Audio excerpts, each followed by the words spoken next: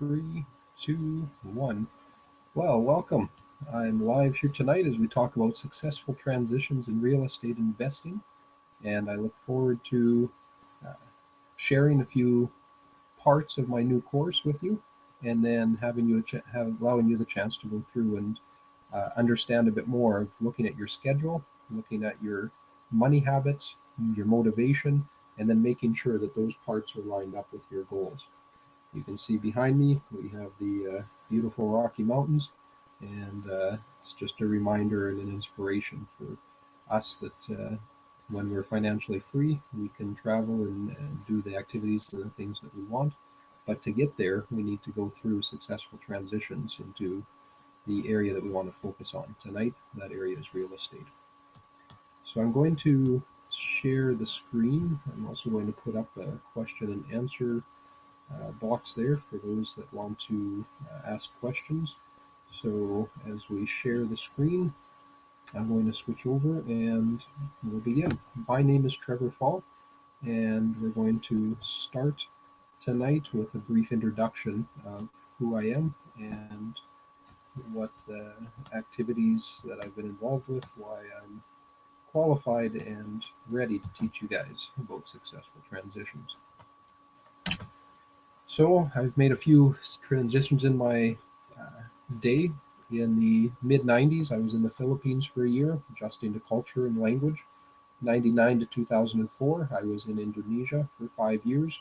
So again, transitioning into that culture. And I was back in Canada from 2004 till 2013. But again, I went back to Indonesia for 2.5 years in the last little bit. That was doing research for my master's in motivation. Family transitions. I married my wife Melania in Surabaya, Indonesia. That was in 2002. My son Matthew was born in Canada when we moved back here in 2004. And my wife passed away from cancer in 2009.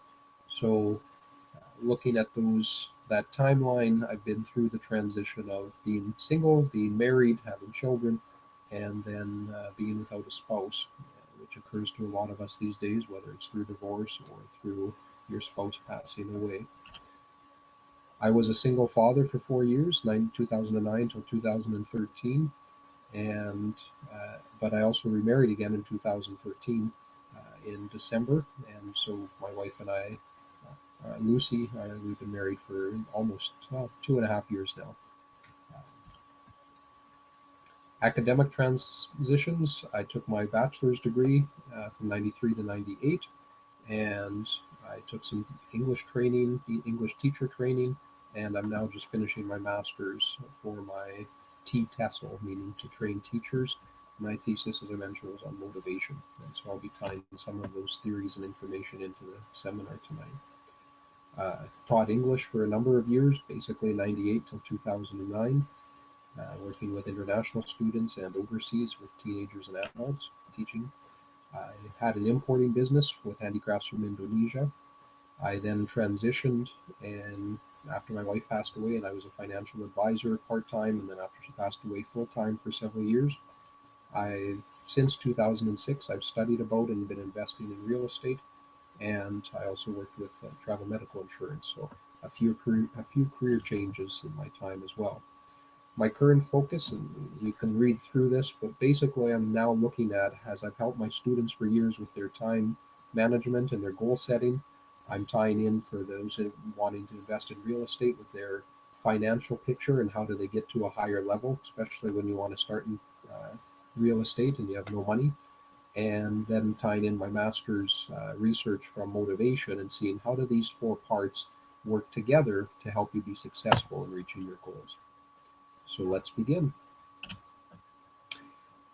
Time is precious. We need to use it wisely, and it's limited. We look at this and we're like, yeah, I know that. I understand that. But how often do we really just stop and look at what are we trading our time for? When we look at the hours at the office, when we look at the hours with our family, with activities, with our free time, there's no right or wrong amount of time to spend in each of these areas, but our time is limited. I can get back money, I can get back possessions, I can get back different things that I may have lost or replace them at least, but I can't do that with time. And so we need to be looking and really asking ourselves the deep question, how am I spending my time? And so in my course, the first part of that will be looking at your time. We think about our weekly schedule in terms of work. Okay, Monday I have this appointment, Thursday I have to meet with my boss, Friday I have this presentation to do. But how often do we look at our total time schedule? When we really sit down and look from beginning to end, when I wake up right till I go to bed, day after day, on a weekly basis, what are what's my schedule like, and where am I going to find time when I have new responsibilities or I have new interests that I want to be involved in? Often I hear, oh, well, when the kids are older, or, well, when this happens, then I'll make changes. That's okay, but we need to be using our time wisely all through our process. And it is a process all through our life. So if you look on page 1 on your handouts, you should have received the PDF. There's 4 pages. The first page is looking at a schedule, and I'd like you to take a few minutes and fill out the different parts of your time. You can look at your, when you wake up, and try to include everything. How long it takes you to go to work. What do you do after work each day? Weekends activities. If you have children, then activities with them, family time, spending time with family and friends, relaxing time. I really encourage you to be specific and just really map out where are you spending your time on a day-to-day and on a weekly basis, because that'll give you a snapshot of where you're at now. And if we don't know where we're at now, we have no idea where we're going to go. But if we can get this aligned up and we have an idea, oh, here's where I'm spending my time currently, now we can start adjusting and saying, okay, where are we going to fit this in? How are we going to change this? How am I going to learn this new skill or this new area? I've given a sample section here. Let me just see if I can zoom this in so that we can take a closer look at it. We can. I just need to learn the technology. So as you can see here, this person is somebody that fairly consistently is sleeping till about 6:37 during the day. They're waking up, getting ready, showering, getting breakfast, all of those things. On Sundays, they have family time and reading and walking in the park. During the rest of the week, they have their work, which is a pretty solid section that they spend. And then on Saturdays, they have their household chores like mowing the lawn and house repairs, paying bills, those types of things. When I look at their schedule in the evenings, I see, okay, there's a few free slots here on Sundays and on Tuesday nights. They also have some time when they're reading, watching TV, etc. And so we just want to see, okay, if you want to have a goal of reading a book every month, that's something that you could put into your reading schedule, your reading section. Let me just skip back to the regular next slide. During the course, I'll be guiding you through its current schedule. We'll also look at daily activities, what you should be doing on a daily basis to reach your goals, as well as what's your daily responsibilities, and then have a area to check those off. We want to also look at what's your monthly and yearly schedule, because I know that there's busier months and less busy months, as well as on a month-to-month basis, there might be responsibilities or activities that you may need to do. For example, right now my son is in baseball, so on May and June we're extremely busy, but July and August it's a bit more flexible, a bit more free with our time. I also will help you guys and be working. One of the activities and the homework assignments will be for you to make a desired schedule. Right now, you'll see your time once you've made your schedule. We also want to look at what's your schedule, what's your ideal schedule in 3 months, and then we'll talk about how we move you more towards a more ideal schedule where we're fitting in your goal, spending time to reach your goal. So that's a basic overview of part 1 of the course, and I have obviously a full hour that I'll be spending and talking about and looking at different ideas to get you thinking and then working through those assignments, but that's a brief snapshot of that section. The second part of my course is on your money habits, and in this section there's 5 areas that we're going to be talking about tonight. I'm just going to highlight 2 in this webinar: money personalities, which many of us never really think about, and thinking in percentages. But during the course, you will also talk about files in your head. We'll talk about the 10-10-10 rule.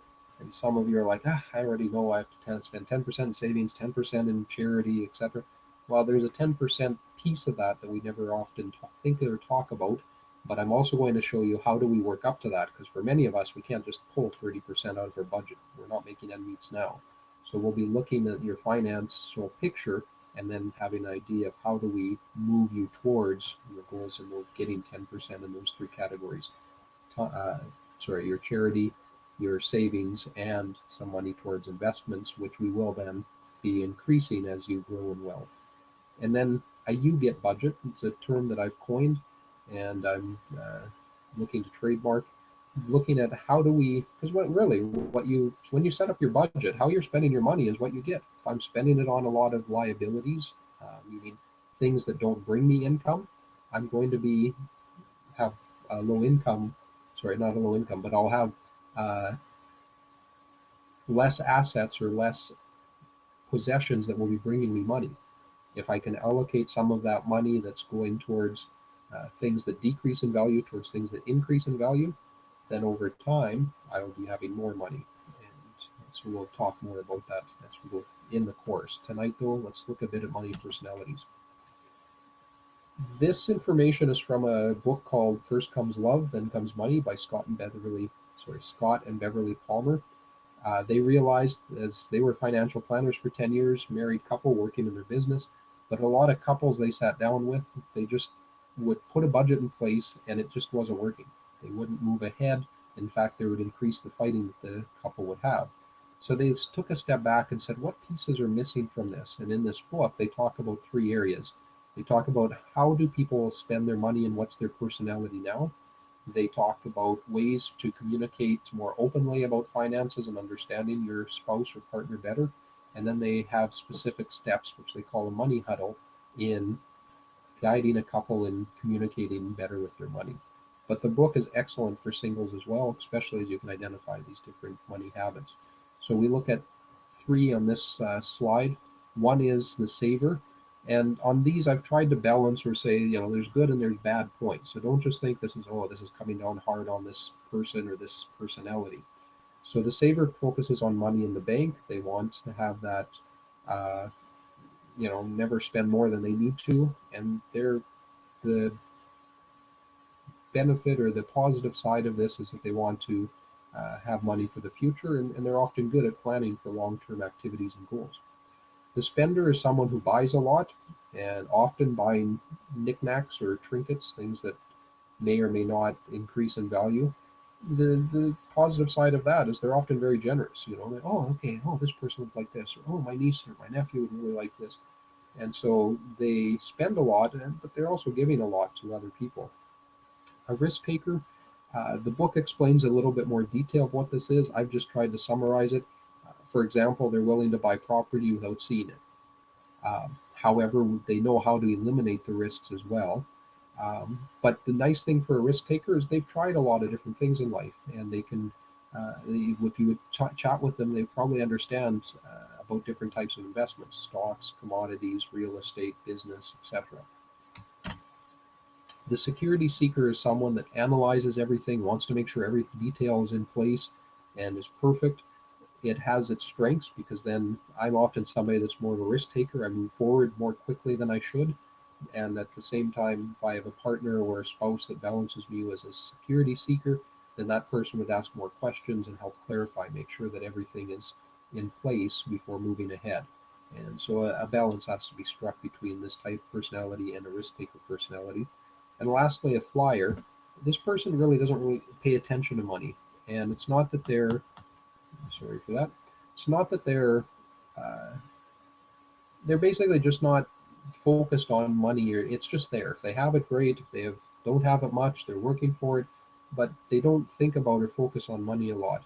And the positive of this, they're not really enticed by money. So if they're working or doing something, they're doing to help, yeah, there might be some money in it, but it's not their motivation for doing that activity or that career or that job.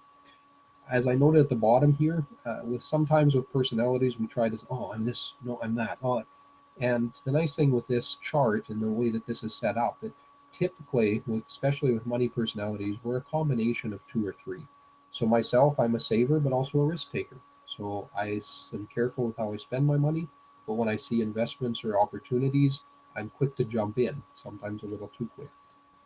But we'll examine as we look through this course uh, with you on what is your money personality. We'll do a test with that, I should say an assessment, and then you'll have a better understanding.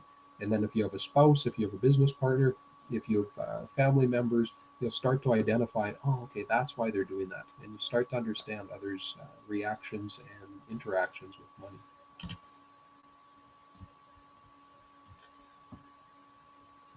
As Robert Kiyosaki has said, the path to financial freedom is to convert your earned income into passive income as quickly as possible.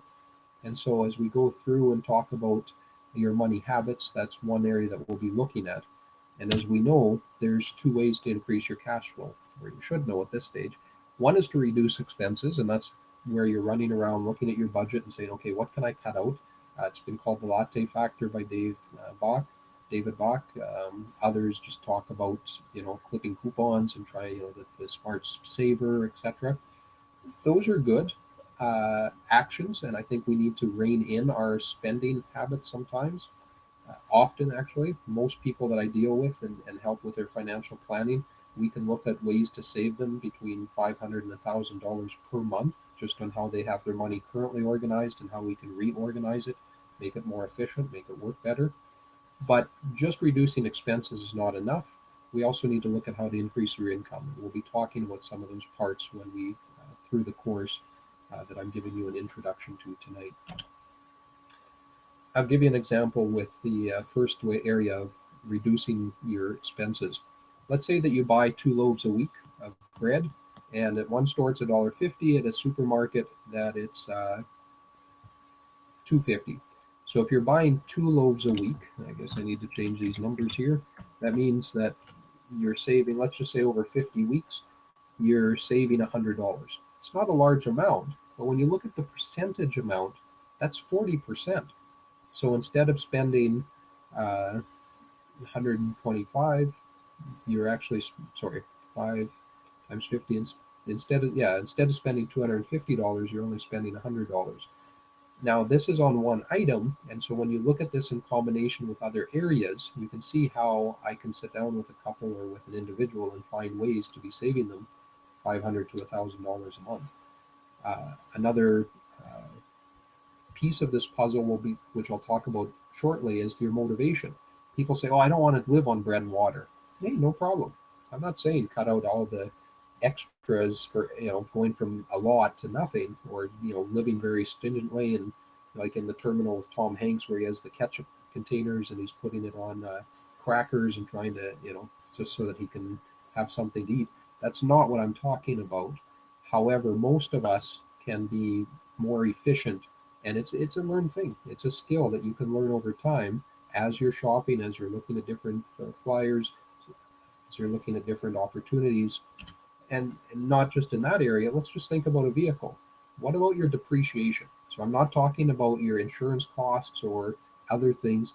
If you're looking at an average vehicle, mid-range, maybe $10,000, that's 5, 7, 8 years old, over 5 years, so let's say I buy it at $10,000, over 5 years, it's going to depreciate at about $1,300 per year. And you see at the bottom, this is based on an online calculator on car depreciation.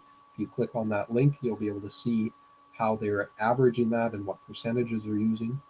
If I buy a brand new vehicle, 25, obviously cars can be a lot more than this, but let's just say a regular vehicle, working person's vehicle for 25,000.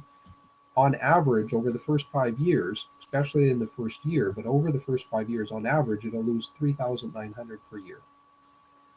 And a lot of people don't really think of that. Oh, I just need a good, reliable vehicle. Well, there's a lot of older, reliable vehicles out there. So the opportunity cost, what that means is by not having that money in a more expensive vehicle, that's $2,600 per year, or about $200 per month, that you could be spending in other areas or investing. A lot of people say, "Oh, I want to invest. I want to put aside $100 into my RSPs, or I want to put $200 into a TSFA savings." but I have no money. And we look at him like, well, you're driving a $40,000 vehicle.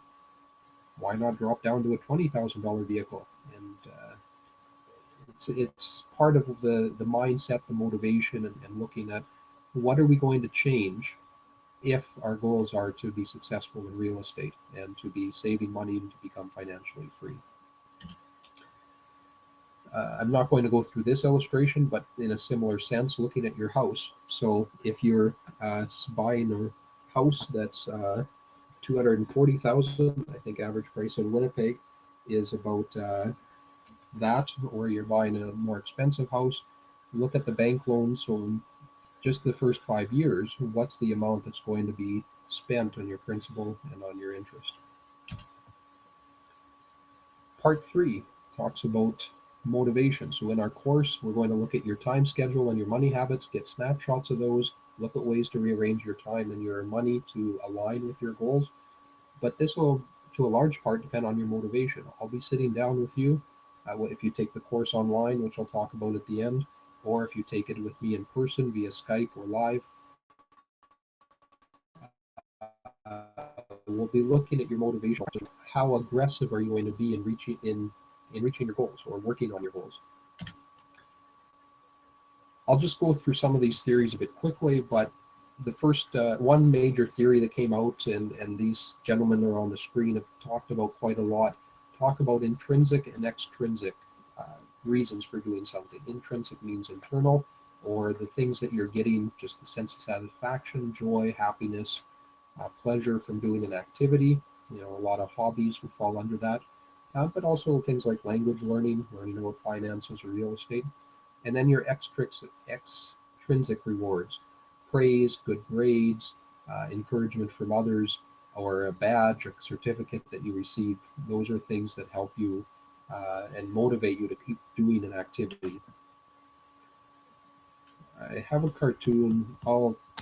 Let's try and zoom in. I tried this earlier and it was okay. Yeah, okay. There we go.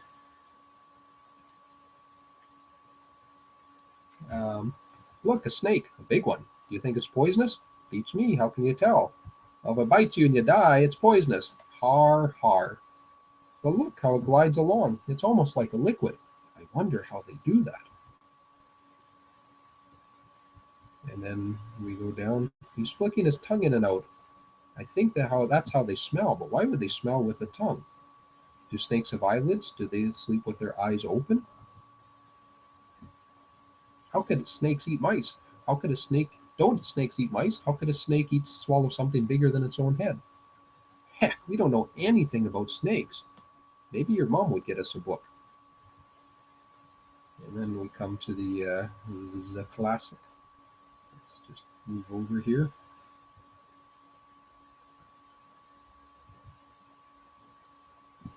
Yeah, let's go see. We'll be experts. We'll learn all there is to know. And all of a sudden, Calvin has a thought. Wait a minute. It's summer. I'm on vacation. I don't want to learn anything. Or a different emphasis. I don't want to learn anything. Well, if no one makes you do it, it counts as fun. You really think so? And then they get a book, they learn, and cool. And I think this just really illustrates when we're forced to do something, we're like, oh, I don't want to look at my budget. Oh, I don't want to do this. Well, what's the motivation for that? Is it something that's coming from an internal drive, in which case we'll be more interested, or is it from external pressure, which may lessen our motivation? And it depends on our mindset and our thinking with looking at these things. Okay, I'm going to speed up here a bit. Goal setting is another theory, and this is where you're setting a goal, but as these gentlemen have researched and found out, your success depends on a variety of factors. How difficult is the activity? How much knowledge do you have? What's your commitment level? Are there specific and realistic goals? Okay, and so when we look at your goals, I'll be analyzing and saying, okay, well, how do we get from goal A to goal B? How do we break it down? How do we put this into a specific and yet realistic structure in order to help you? Other areas with motivation, we'll also be looking at the attribution. Why are you focusing on those goals and how are you going to reach them? Is it just, do you think, oh, they're lucky, or the family background, maybe the mood you're in? There's a variety of factors that attribution relates to, and then we'll analyze and just have a little checklist. If you're moving towards your goals, which of these parts are going to help and hinder you? And we will be spending a lot more time in this area. I'll be helping you go through a survey and then talking more in depth. But this is looking at what's internally helping or hindering you. And so your attitude towards something, your confidence level, your anxiety, your fear of doing something, developmental age and stage. If we look at the area of language learning, as a child, there might be uh, easier to learn some things and harder to do some things. And so, but even just if you've never invested in real estate before, your stage is going to be a bit different. And so this doesn't relate to a physical age, but just the developmental age of where are you at and how are you going to move to a higher level in real estate investing is something that needs to be examined. And then external factors, who's around you and how are they helping or hindering you? Do you have family and friends that encourage you, or are they kind of skeptical? Do you have teachers? Do you have coaches in your life that are going to help you towards your real estate goals? What are the rewards and punishments? What's your learning environment and your educational system that's supporting this? And your cultural background. There's some cultures that are more entrepreneurial in a general sense, and some family cultures in that more in that area. Others are like, nope, go to school, get a good job, and just work and get a good pension. And that's their focus in these area. So during the course, we'll be looking at your attribution feedback patterns, identify your internal and external motivating factors, and be able to name them. If we can identify them and acknowledge them, then it's the first step in making changes in an area.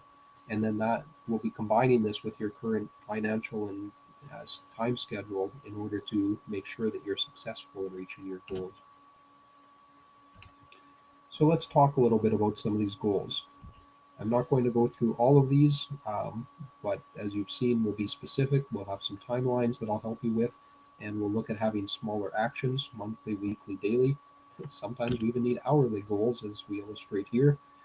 I like to start each day with a small, achievable goal, like catching this frisbee. And so if I'm not reaching my goals, I get discouraged and I can drop my motivational lower, and I can move on to other activities or other focuses. And so we need to be balancing and looking at your motivation and your goals, what's achievable to give you a sense of success and to keep you moving forward to reaching your goal. In the course, I'm going to talk about 7 different areas, although we'll be focusing and you'll be choosing 2 or 3 of these areas to work on: spiritually, relationship-wise, mentally, financially, health-wise, education, and career. And then we'll be guiding you through and setting goals in some of these areas. So even though this focuses on real estate, there are other aspects that we're going to bring in because it's a holistic look at how are you going to reach your goals. And if I'm successful in real estate, but then I have poor health because of it, that's not a very good balance, and you're not going to be able to enjoy your life very much. So we need to be looking at these areas. So in your PDF, there's on page 4, there's a 7-step process, and this is where getting really in depth helps you become more likely to be reaching your goals. And a lot of times people are like, well, I have this goal and I'll set this amount and I'll make it specific. That's great, but it actually needs to be a lot more involved, and you typically need a coach or a support team around you to make sure that you are accountable but also on track and to help you celebrate your successes. So on page 4 with the PDF, step 1 will be writing down specific and clear goals. So for example, I'll read about real estate on Monday, Wednesday, and Fridays at 6:30 a.m. That's where you look at your schedule and see where I can fit this in. Or I'll look at 3 rental properties and analyze the cash flow every Monday and Wednesday at 9 p.m. This is where we're going to be taking your goals and aligning them into your time and money habits and schedule. We'll look at specific action steps to reach that goal. So I talked about these activities in the morning and later at night. So you'll look at having reminders by your bed and getting real estate books from your coach. We'll also talk about, maybe you need to get on the real estate agents list so that you're getting opportunities sent your way. Maybe you need an Excel spreadsheet. Step 3, we're going to look at what are some benefits and losses for these goals. So for example, with real estate investing, maybe the benefits will be growing in knowledge, gaining some confidence, trying some new things, learning new skills, and over time, you're going to recognize good and bad opportunities. Maybe your losses, if I don't do this activity, that my current situation won't change. I'll continue to be frustrated and not be getting closer to being financially free. And I might just be wasting a lot of time on activities or things that aren't going to really impact me. I often use the example of American Idol or America's Got Talent or some of these shows. They're fine, but you're just a spectator. You're watching someone else try and persevere and show their talents. What about you? What are things that you can be doing and using the talents and skills that you have to be moving yourself towards financially free? It's nice when the buzzer rings and they all get this prize and they go on to changes their life. But what about you? What's it going to take to help you move off and thrive in your strengths and in the ways in the areas that I believe that you've been created to uh, grow in and learn, and then in turn be a blessing to other people? Step 4, what will be some obstacles? Maybe you've tried this before, or maybe you can see, well, okay, I have this and this that are going to prohibit me. So, for example, maybe I'll feel lazy or tired. Well, then have a dream board or have some, like behind me, have some pictures, something that'll remind you with your goal. Maybe you'll forget to read, then you have an accountability partner or someone that can help you with your checklists. Step 5, what are some skills or knowledge that I need in order to reach this goal? So, for example, if you say that you're going to read 30 minutes about real estate 3 times a week, maybe take a speed reading course. Maybe look at some programs on how to increase your reading speed or understanding ideas, concentration, memory activities or tricks, those areas to help so that you'll be able to be faster as you continue in this area. Maybe with your cash flow analysis, you need to get a real estate worksheet, which I have incidentally. I can send one to you. And so you have to look, okay, what do I need to go out and get or learn or study in order to be more successful at implementing this goal? We'll look also and talk about who's going to support you. Support and community support and a coach, a mentor, family, those are all very crucial parts of the environment around you. And that's something I'll talk about during the course with my research with motivation. How does the community and the people around you help you or drag you away from your goals? And so we'll examine and you can write down in there your support systems. And then step 7 is where we get specific. You're going to have a completion date. We're going to look at 90-day cycles because research has found that that's the most effective to moving towards goals. Is, let's say I have a goal in a year or 3 or 5 years, that's great. But we'll be looking at, okay, what do I need to do in the next 90 days? What do I need to do in the next week? What do I need to do in the next day? And have that it's all aligned in order to help you, and then evaluate every 90 days. How much closer am I to reaching these goals?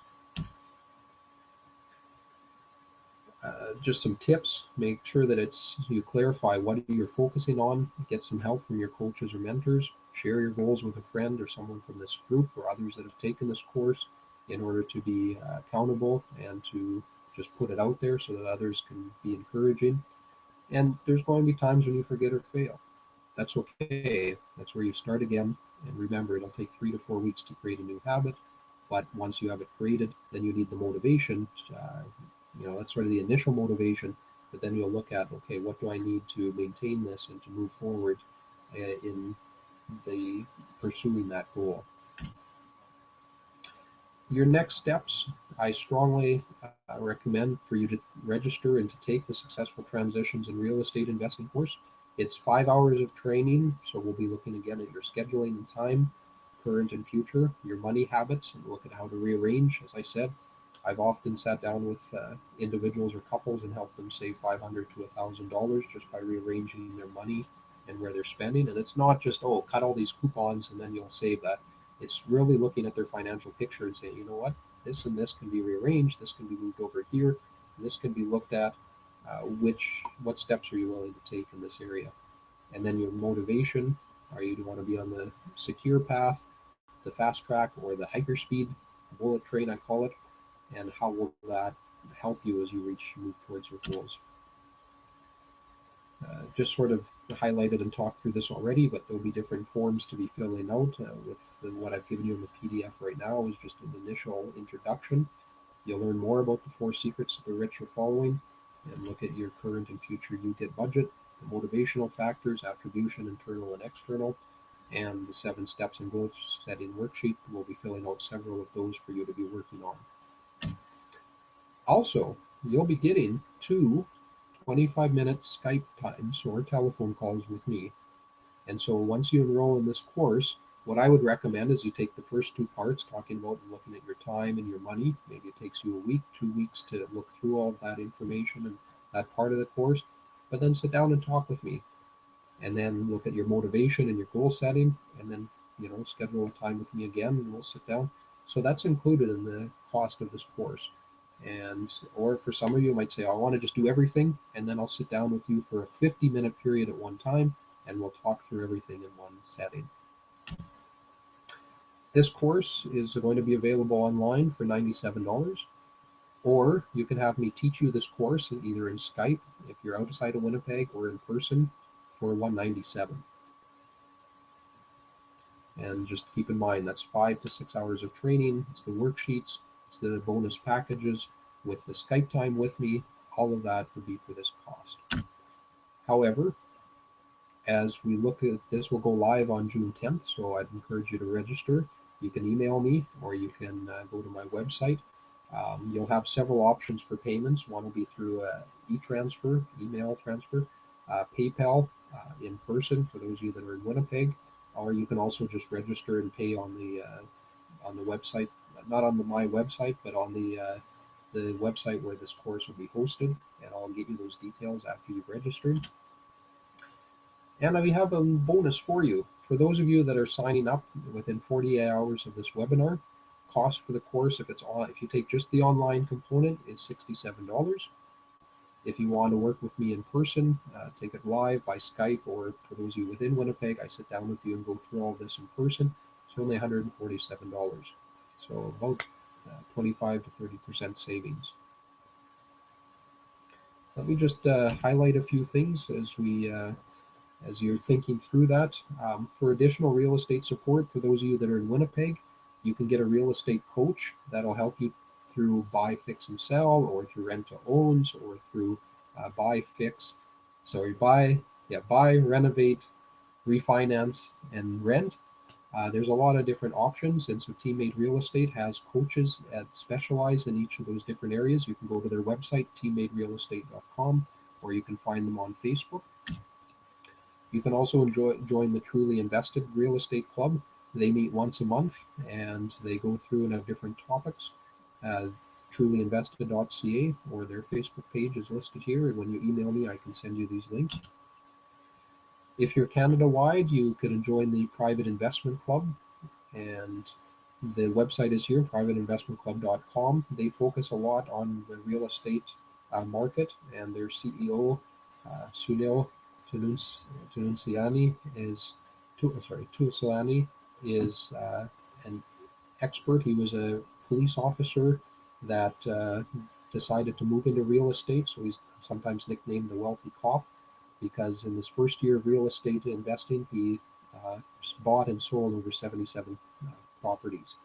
And he's gone on since then to be making partnerships and to present this club across Canada. If you go to picevents.ca/gifts, there's 2 audiobooks that are worth over $100 in value. And just for signing up, those are things that Private Investment Club will give you as a thank you when you register. And they also have a Facebook page. And lastly, I'm just actually cutting in a little bit to their time, but Dave Dubé and Stefan Arnio, local Winnipeg fellow, and Dave Dubé out in the West Coast, they're putting on a webinar tonight, talking about how Stefan went from broke and being on his mom's couch to being a millionaire in real estate in less than 5 years. And so you can go to Canadian Profits, or you can go to the Facebook, you can sign up and register. I'm going to get off the air here soon, and that you can then put that package together and move on into their webinar. So just a reminder, if you sign up within 48 hours of seeing this webinar, Cost for the course online is $67. You can take it live in Skype or in person, where I'll guide you and work with you, for $147. And you can go to my email or to my website, getalifebusinesscoach.com or getalifebusinesscoach@gmail.com. Thank you for following and enjoying this webinar, and please email me any questions you may have. And again, to register within the next 48 hours in order to get the discounted price, $67 online, $147 to work with me in person. Excellent. I'm going to sign off.